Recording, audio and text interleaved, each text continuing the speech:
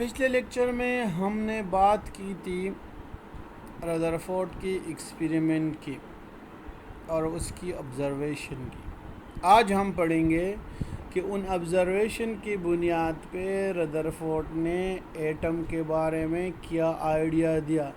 उन ऑब्ज़र्वेशन की बुनियाद पे रदरफोर्ड का क्या सोच था एटम के बारे में कि एटम कैसा होगा।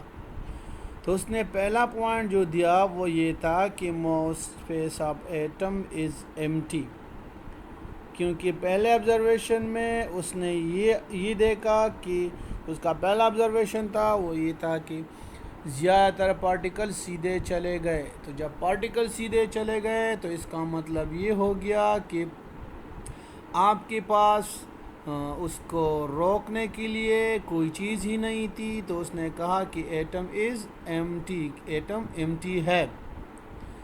और फिर दूसरा ऑब्ज़र्वेशन ये था कि कुछ पार्टिकल वो डिफ्लेक्ट हो गए हैं स्लाइट एंगल से या लार्ज एंगल से, उसकी डिफ्लेक्शन हो गई, वो सीधे नहीं चले गए।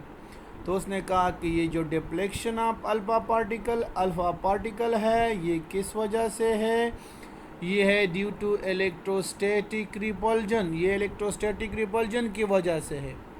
और ये इलेक्ट्रोस्टैटिक रिपल्जन है किन के दरमियान, ये अल्फ़ा पार्टिकल के दरमियान और एटम के अंदर जो पॉजिटिव पार्ट है।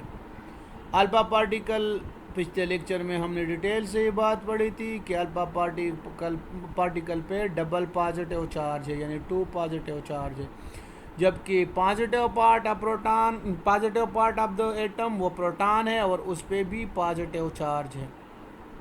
तो पॉजिटिव और पॉजिटिव के दरमियान होगी रिपल्सिव फोर्स। तो जैसे अल्फ़ा पार्टिकल उसकी करीब जाएंगे तो रिपल्शन की वजह से वो मुंह मोड़ेंगे, वो सीधे नहीं जाएंगे।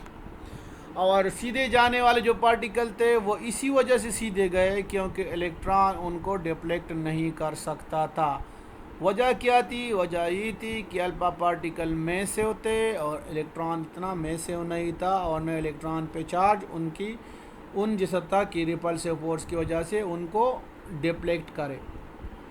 बहुत कम पार्टिकल वो बाउंस बैक हो गए थे, 1 आउट ऑफ 1 मिलियन। और वो बाउंस बैक इस वजह से हो गए थे कि वो उस छोटे रीजन के साथ टकराए थे जहाँ पे एटम का टोटल मास मौजूद होता है, यानी वो न्यूक्लियस के साथ टकराए थे। तो बहुत कम पार्टिकल की डिफ्लेक्शन का रीज़न रदरफोर्ड ये बता रहा है कि whole mass of atom present in small region called nucleus. Nucleus Latin word है, ये कहते हैं स्मॉल पीनट को, छोटे मूंगफली को। आप लोगों ने अक्सर मूंगफली खाए होंगे। तो बाज़ औक़ात इस तरह होता है कि मूंगफली का छिलका बड़ा होता है, जैसे आप उसकी छिलकों को तोड़ देते हो तो अंदर मूंगफली बहुत छोटी होती है। उस छोटी मूंगफली को जो बड़े छिलके के अंदर होता है उसको लैटिन में न्यूक्लियस कहते हैं। तो यहाँ पर भी ये न्यूक्लियस जो है, न्यूक्लियस तो बहुत स्मॉल एरिया में है, इस वजह से इसको न्यूक्लियस कहते हैं। तो रदरफोर्ड ने कहा कि whole mass of the atom ये मौजूद है किधर, ये न्यूक्लियस में मौजूद है। जो स्मॉल रीजन है उसको न्यूक्लियस कहते हैं और ये उसमें मौजूद है।